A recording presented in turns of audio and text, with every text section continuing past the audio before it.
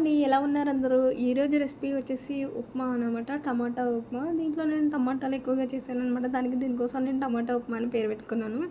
ముందుగా నేను ఒక పాన్ తీసుకొని స్టవ్ పై పెట్టుకొని స్టవ్ ఆన్ చేసుకొని దానిపైన పాన్‌లో అయితే ఎర్ర నూక అనమాట. ఎర్ర నూకతో చేస్తాను. ఈ నూకను ఫస్ట్ అయితే నేను ఫ్రై చేసి పెట్టుకుంటాననమాట.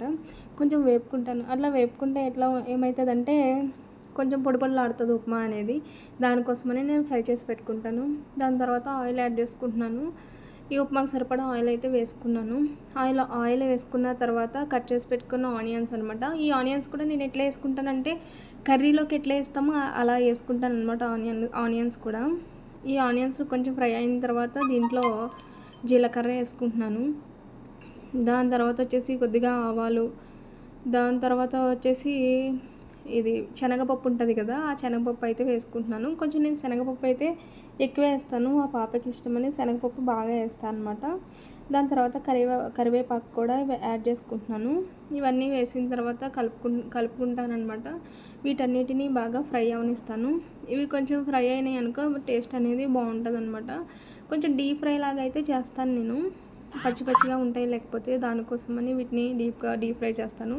కొంచెం వేగిన తర్వాత టమాటా ముక్కలు కూడా వేసేసుకుంటున్నాను. చూడండి టమాటోస్ ఎన్ని వేసాను. ఒక కర్రీ ఎట్లా వేస్తామో అట్లా అనిపిస్తుంది ఇది చేస్తుంటే నాకు. అయితే అవి కూడా టమాటాలు, ఉల్లిపాయలు అవన్నీ కలిపి బాగా మగ్గనిస్తాను అనమాట. మూత పెట్టి మగ్గనిచ్చుకుంటున్నాను. ఇప్పుడు ఓపెన్ చేసి చూస్తున్నాను, కొద్దిగా మగ్గిపోయింది. ఒకసారి కలుపుకొని చూస్తున్నాను అనమాట.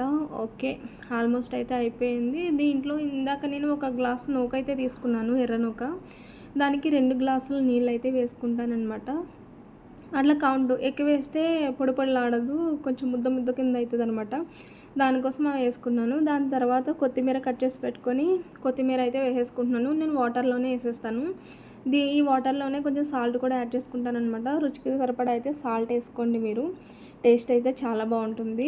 ఇప్పుడు వాటర్ అనేది మరుగుతున్నాయి అనమాట. చూడండి, వాటర్ కొంచెం బాయిల్ అవ్వాలి.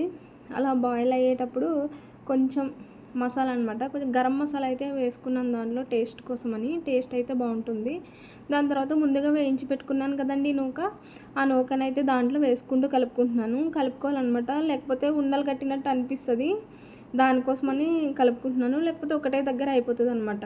మూత పెట్టుకున్న తర్వాత చూడండి కొద్దిగా మగ్గింది. ఉప్మా అయితే ఓకే, రెడీ అయిపోయింది. కొంచెం లైట్గా వాటర్ అనిపిస్తుందని నేను కొంచెం మూతెట్టి మళ్ళీ మగ్గనిచ్చాను.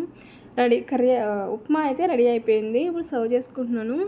చూడండి, ఉప్మా అయితే చాలా బాగుంది. టేస్ట్ కూడా సూపర్ అనమాట. మీకు కూడా నచ్చుతుంది. ఒకసారి మీ ఇంట్లో ట్రై చేయండి ఉప్మా ఎలా వచ్చింది అనేది. ఒకసారి ట్రై చేసి ఎలా వచ్చిందో నాకు కామెంట్ రూపంలో తెలియచేయండి. నా వీడియో కనుక మీకు నచ్చినట్లయితే లైక్ చేయండి, షేర్ చేయండి, సబ్స్క్రైబ్ చేయండి. లేటెస్ట్ వీడియోస్ కోసం పైన బెల్ ఐకాన్ని యాక్టివేట్ చేసుకోండి.